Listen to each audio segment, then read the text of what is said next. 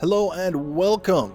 I am Enigmus, and this is episode 9 of the Ultimate Feed the Beast Reloaded. Doing a little bit of a flyby of our tanks underground here. I've added the last of the tanks. We have 4 empty tanks ready for use. And then we've got a big open space for as many high-pressure steam boilers as we can find fuel for. But we've run out of time, we've run out of excuses. It's time to buckle down and get the automated storage and processing system in place, because we've been doing without it for far too long, and managing things manually is starting to take quite a bit of time. So you can see here, first step, excavate space for us. That's, I guess, one of the drawbacks, I guess you could say, of building your base in a mountain, is that you can't just walk in somewhere and build 4 walls and call it done. Usually everything that I want to add involves excavation of some sort. So if you're paying close attention, you'll see chests sticking out of the top of the ceiling.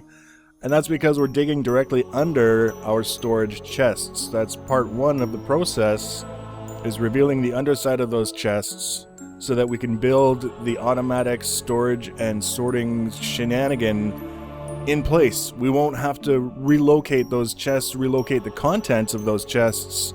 And here the cameraman is stuck on a step. You'll have to forgive him, he does that a couple of times. But for right now, it's just getting everything dug out, and kind of as I'm digging, I'm taking a look at what I'm leaving myself in terms of open space, and trying to decide how much I'm actually going to need, so that I can still move around here once all of the machines and pipes are in place. Now, speaking of which, those are managers going in, and every single chest on this network will be attached to a manager. That makes this the most expensive automated storage, sorting, and processing system I will have ever built. I think there was something like 28 stacks of redstone, 8 stacks of nickelite, 11 or 12 stacks of iron, all going into a full stack of managers. Here's the cameraman having a seizure again. He'll be fine. He'll be fine. I just wanted a stack of managers on hand. I knew that I wasn't going to use them all in this first pass through the system, but when I want to add to the system, once I get a feel for other chests that I want to add for storing specific items, things of that nature, they're good to have on hand instead of saying, well, I could add this now, but I don't have any managers to do it. And then once that's done, once I've got the space, then it's time to start saying, okay, well, the managers are in place.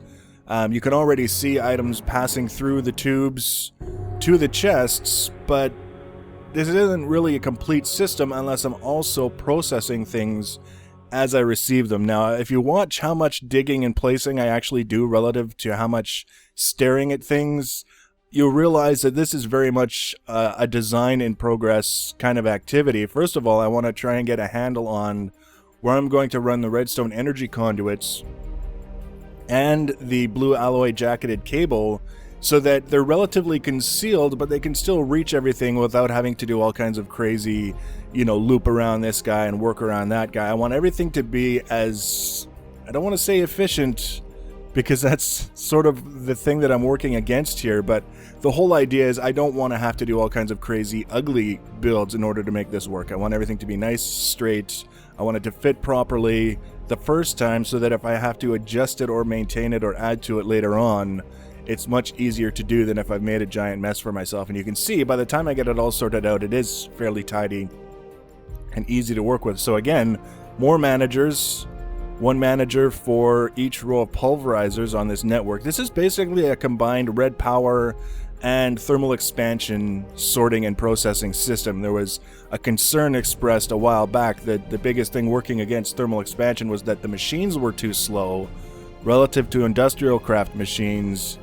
And my thoughts on the matter are is you don't worry about how fast the machines are running when they're working in the background. I worry about how fast machines are running when I'm feeding them manually and waiting on the outcome. But when materials are being processed, as soon as they come into the facility and you just go to a chest and pull them out, how fast the machines run, fully irrelevant at that point.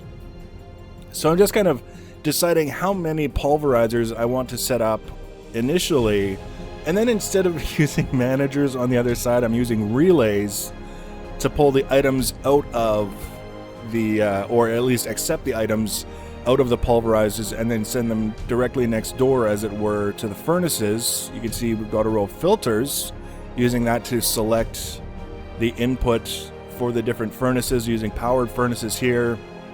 We've got 5 in place now, and I'm just working out some tubing and things in the background.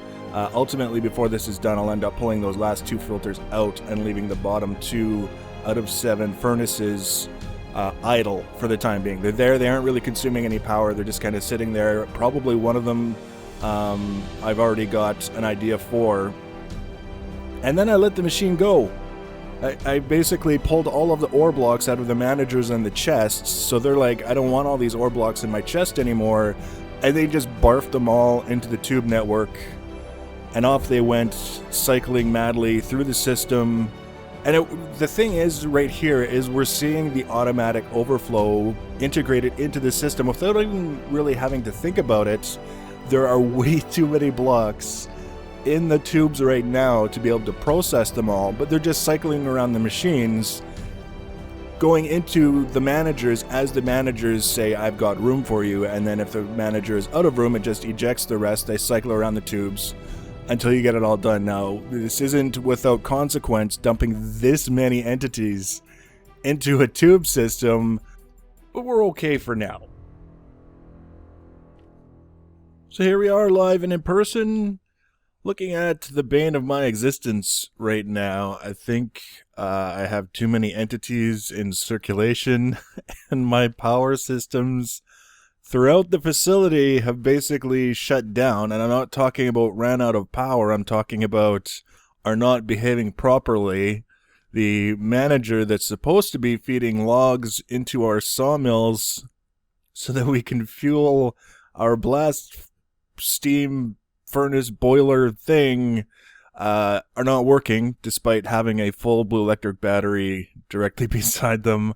I don't know, but that's not the point. I would imagine once this initial burst of ore blocks gets pushed through the system, everything will calm down and resume working normally. So we're just going to go over it in a little bit more detail than I was able to do with the time-lapse commentary, because we can look at things. Now, there's nothing really complicated about the sorting system. There's a manager under every chest, obviously. We went over that. And the setting on each manager, just so that you can see, is the second setting. And I've got them set to priority 2. It doesn't really seem to matter. I've got it set this way all the way down. There's a little bit of inconsistency in the way these settings are described. From the looks of things, nobody really seems to know what they do. I hate to say it that way. I've seen different descriptions. It's very hard to match up the behavior with the description. All I know is it seems to work best on this setting, which is the second one. The priority setting seems to be relevant, but not overly so. What seems to have the biggest impact is what's in the inventory. So, in order to get all of the blocks that I had stored up moving through the system, I just had to pull them out of the manager and put them in my own inventory, and away they went, because the manager said, I've got all this stuff in this chest that's not supposed to be there because my inventory says I'm only supposed to have 10 ingots in there, so get them out. And that was the result, which is exactly what we were looking for the time being. And then down here,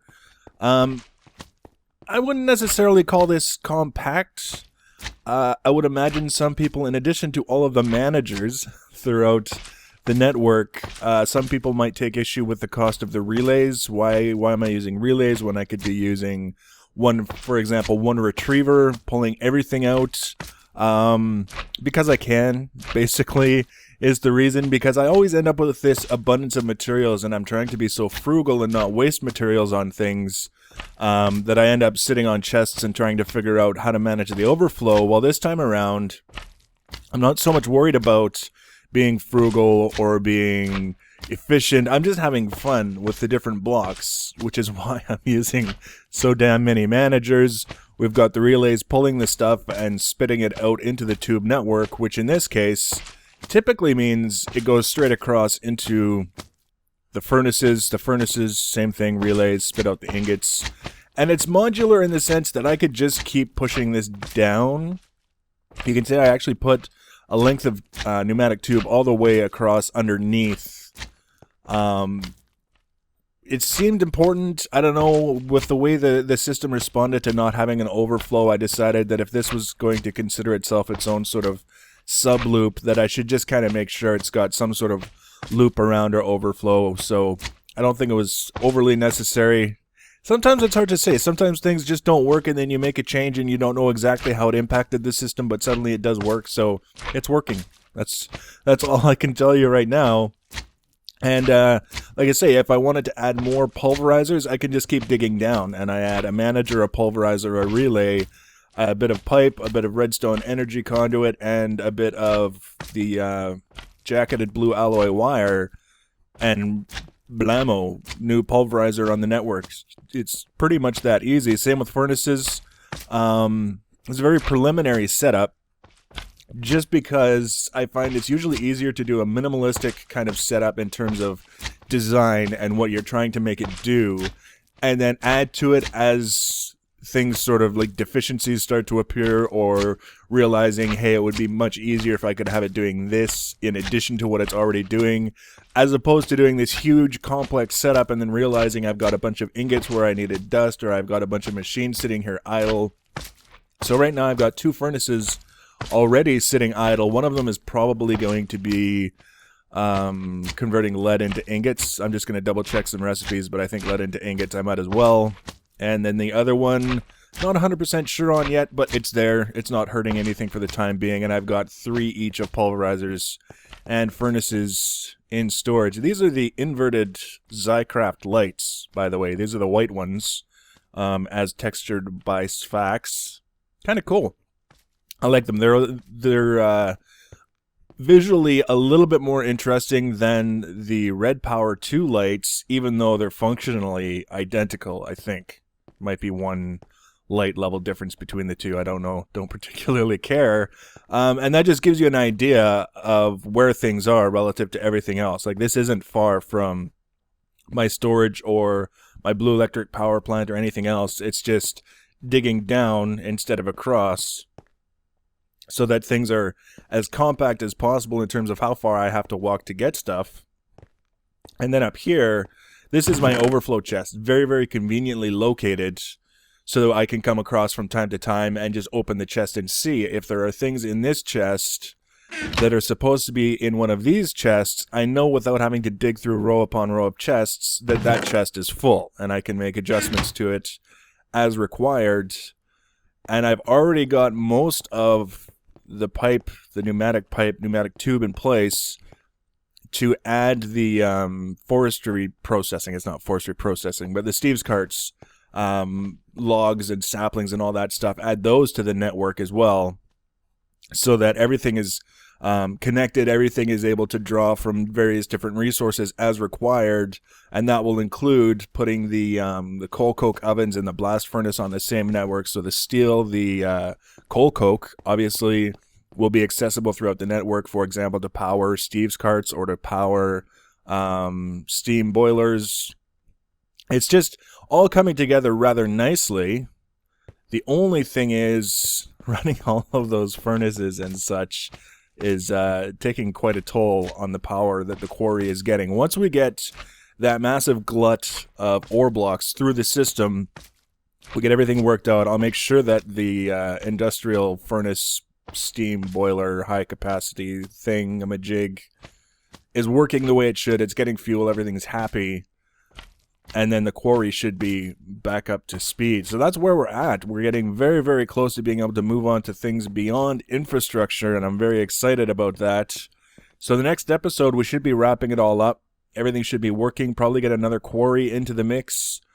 We can start looking at the other fuel sources that we're going to have for our steam boiler things. High pressure boiler steam thing. I'll get it someday, I promise. So I hope this has been entertaining and or informative. And if you want to be notified when I add the next video to my channel, you can go ahead and subscribe. So thanks for watching and take care.